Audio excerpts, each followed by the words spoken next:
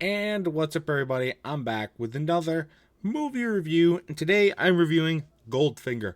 Kidney Finger? That's what I thought when I first heard the title of this movie. This one was released back in 1964, I believe. It's another James Bond movie, and I know I said in the other one, the Doctor No review, that I didn't have any more James Bond movies to watch, but apparently I did. And so I'm not going to say that this is the last one that I'm going to review, but it might be. I don't know. It came out a couple of years after the other one that I reviewed, though, so there you go. And I got a lot of thoughts on this movie, so let's just jump right into it, shall we? First off, before I say anything, I think Pussy Galore, great name.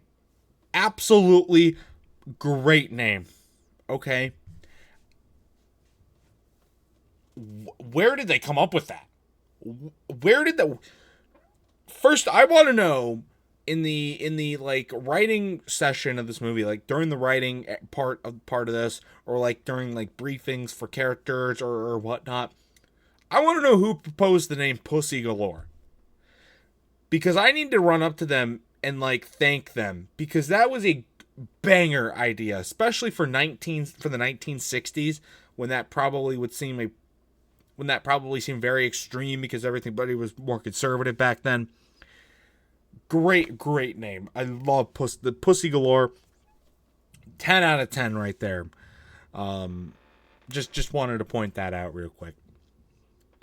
The same guy that played James Bond in that previous one that I did, the Doctor No movie, is also James Bond in this one. He's still a badass. I didn't think overall, I don't think the movie ages as well as the first one does. There are definitely they definitely go a little more misogynistic in some ways, but it's still pretty minimal, but it is very noticeable. It is a product of the time. Obviously, this movie is, I guess now that when this video comes out, over 60 years old, so you kind of have to expect that there's going to be some aspects of that. But overall, I think the James Bond character is still a badass in this movie, in pretty much every other way. It's still good. The movie doesn't age well, as far as technical stuff goes. First off, why do people die and like get hurt so easily? There's not in like the first movie, right, which came out 2 years before this one. You know that it's not gonna be that good, but I thought they did a pretty good job at like with the reaction times to getting hit by stuff, or kind of like the sounds, or the making it seem as realistic as possible. With this movie, though, they definitely seem like they cheaped out on a lot of stuff, because it's just like they get touched like just like that, and they're dead. What the fuck? Why was it such a downgrade from the last one to this one? What happened? I don't know. Was the budget smaller? Was it a different producing crew? I don't know. This is it. And it does not just happen in like a couple of specific points throughout the movie. This happens throughout the entire film. It just never seems anywhere close to real. And again, I know this is the 1960s. It's still pretty early on for, higher level movie production and whatnot. But still, I mean, come on. You couldn't have done a little bit better, especially with the Doctor No movie. The Doctor No movie was so much better in that aspect, I thought. And this one, no, it just really wasn't. Also, the hat throwing. What the fuck? The hat throwing shit. What? Why? Why? Is he got like this fucking titanium hat? That's never explained.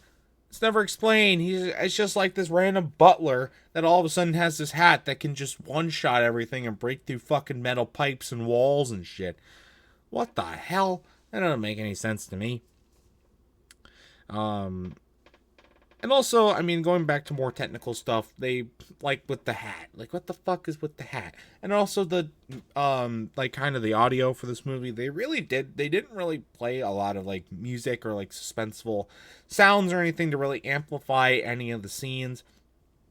especially during like combat scenes and whatnot, and they really relied on raw sounds from the set, which I mean is fine if you want to make it feel more again, it's the 60s, not as technically advanced as it is today, but again, they did it well in the Doctor No movie. Why do you change that here? And it really hurts during the combat scenes. There's the scene with James Bond fighting the guy with the hat, and they're in this like underground bunker building, whatnot, and it's all just raw sounds. There's no music, no nothing, and it just feels so goddamn drawn out and boring because there's no suspense. The reason why that you include like music to kind of hype up the battle or to like amplify it is so that it gets more suspense and there's more of a feeling invoked with that, so that you can more tense situations. And with this movie, you don't have that. So all the combat scenes are very boring. And I didn't like that. I didn't like that at all. So overall, I mean, I didn't like this movie as much as I liked the Doctor No movie. Obviously, I think the guy who plays James Bond, I think all but carries this movie. He's the only truly relevant character, and a lot of it otherwise is kind of just like bouncing around from one situation to the next and doing all this sort of stuff. And like I said, the combat scenes aren't that great. So, oh well. So, but otherwise, that's going to do it for this review. My final score for Goldfinger, I'm going to have to give it a good.